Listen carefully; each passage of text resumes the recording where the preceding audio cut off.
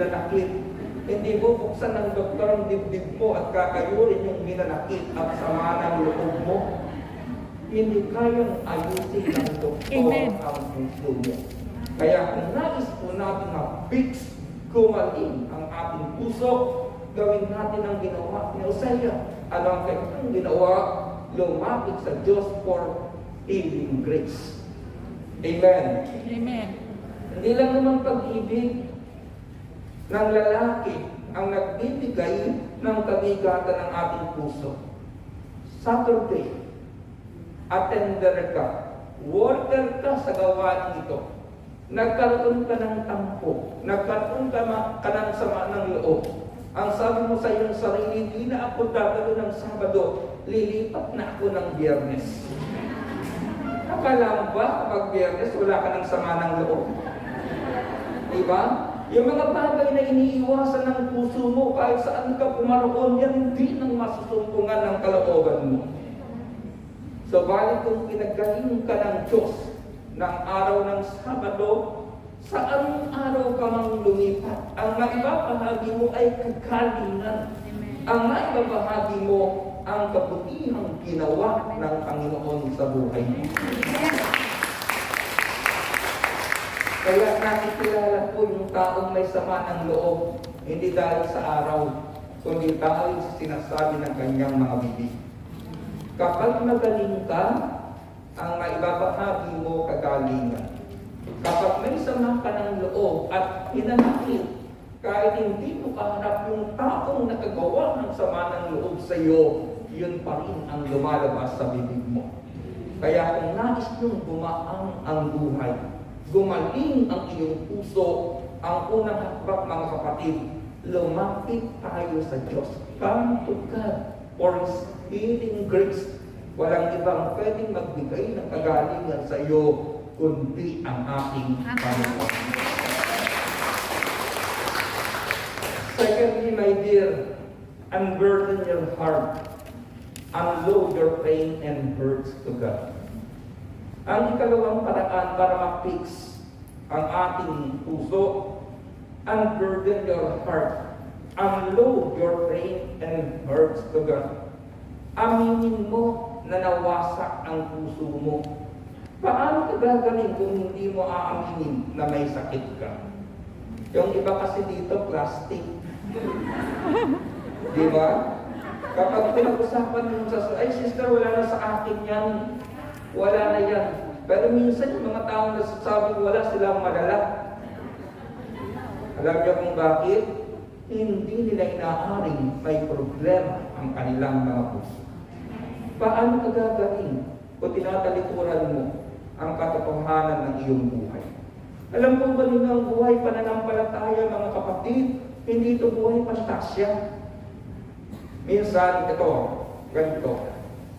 May isa akong sister na nasa lubong, naka-shade. Pero alam kong namumula yung mata. Sabi ko sa kanya, sister, kumusta na yan? Bakit namumula ang mata mo? Alam niyo, sagot na sa akin, Brad, pinagpapala ng Diyos. Ang sabi ko sa kanya, ang dalangin ko yung pagpapala niyan, huwag lang umalis sa mata mo.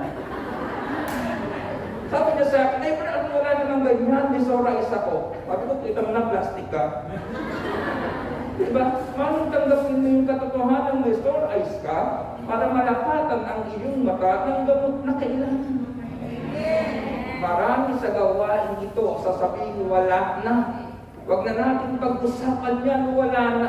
Pero ito yung mga taong malala. Bakit? Hindi tinanggap kung ano ang problemang pinagdaraanan ng kanilang mga puso. Kaya ang sabi ng Lord kay Hosea, taksil yan. Pero kahit taksil siya, dahil gumaling ang kanyang puso, mapag-usapan man nila, hindi ka na magwawala kung gumaling na ang puso mo. Diba? Ayaw mo bang sabihin sa mister mo, uy, naaalala mo ba yung kabit mo, ha? Diba? Kung magaling ang puso mo, mga kapatid, kahit maalala niya, wala na sa'yo. Bakit? Kasi, binalikan ka. Ibig sabihin, mas best ka o the best ka sa kanya, kaya bumalik siya sa iyo. Pero nang pinakounseling ha, na sister, eto wala namang itong malisya. Sabi niya sa akin, Brad, ano ang gagawin ko? Nilalambing ako ng mister ko, hindi ko maibigay ang pangangailangan niya. Bakit ako? Kasi iniisip ko, habang nilalambing niya ako, ganito kaya yung lambingan nila ng kapit niya. Ay, labo. Sabi ko, sister, ikaw pala malala eh. Di ba? Bakit? Yung moment na yan, ibinigay sa'yo ng Diyos para ayusin ang kalagayan ninyo. Ang problema, kaya hindi mo maayos, hindi mo tinanggap ang katotohanan na minsan ipinagpalit ka ng lalaki yan, mas maganda ka kaysa sa kanila. Iba? Yung mga taong may ninanakit sa buhay, anong sabi niya? Oh, ipinagpalit ako ng asawa ko. Mula ulo, mukhang paa.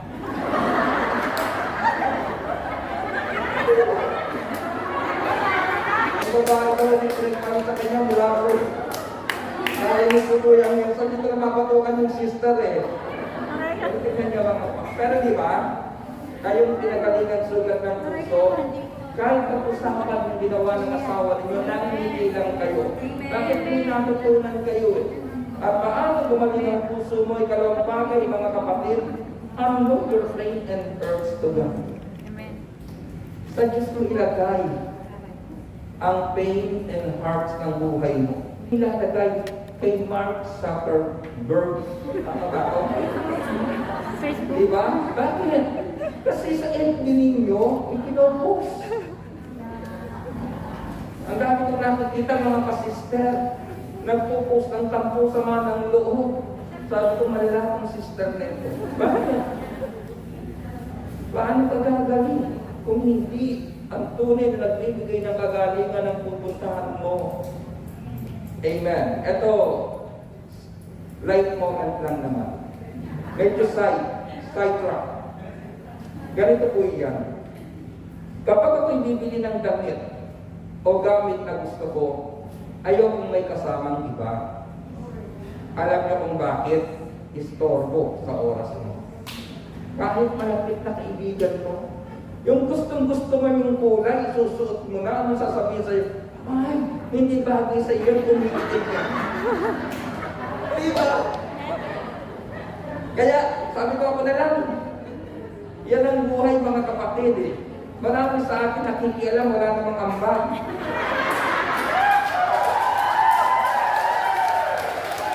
Kaya kapag nag-post ka, ng sama ng loob mo at hinanakit mo sa Facebook, ang daming makikialam. Wala naman silang ambag sa buhay mo. At ito ang katotohanan, makinig kayo mga sister, ha? Kapag maraming nakakaalam ng iyong buhay, maraming makikialam.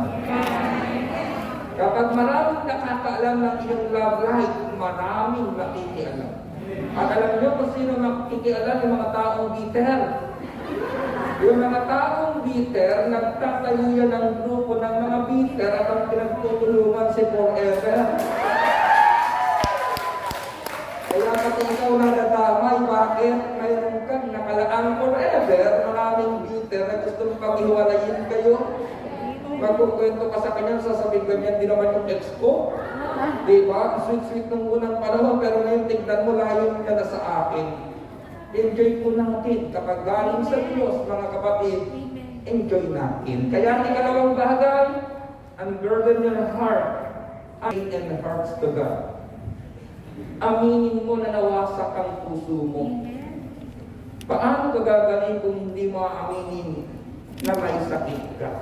Ikatlo mga kapatid, listen for his prescription. Pakinggan mo ang kanyang payo, prescription ng Panginoon. Hosea chapter 14 verse 2. Dalhin niyo rito ang inyong kahilingan. Lumapit kayo kay Yahweh at sabihin ninyo, patawarin mo kami. Kami iyong kahabagan at tanggapin. Mag-ahandog kami sa iyo ng pagpupuri. Ano ang sabi po ng Hosea 14:2? Dalhin niyo rito ang inyong kahilingan. Ano ang ikatlong bagay ng kapatid? Listen for his prescription. Yung kahilingan mo sa Diyos mo dalhin. Amen. Payo bilang kaibigan. Kung may plano po kayo sa buhay, yung next move ng plano ninyo, huwag mong ikwento sa iba. Sa Diyos na ibigay. Alam niyo kung bakit? Yung mga tao na iingit sa inyo, lalapatan kayo ng patibong upang di kayo makahakbang na makarating sa plano ninyo. Amen. At ang kaibigan, pero hindi lahat ng pagkakataon ng bagay sa buhay mo, dapat alam niya. Dapat ikaw at ang Diyos may pribado kayong usapan sa inyo. Kaya nga, dalhin niyo rito ang inyong kahilingan. Yung mga prayer request po ninyo, walang nagbabasa niyan. Ang nagbabasa niyan ay Diyos. Bakit? Sa Diyos natin inilalapit ang mga prayer request na iyan. Ika-apat na bagay, mga kapatid, importante po ito.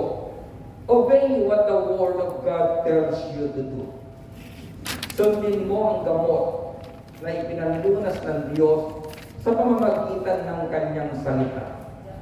Basahin ko po't balikan ng Hosea, chapter 6, verse 1. Hali kayo at tayo'y manumbalik kay Yahweh, pagkat ang nanakit ay siya nilang magpapagaling.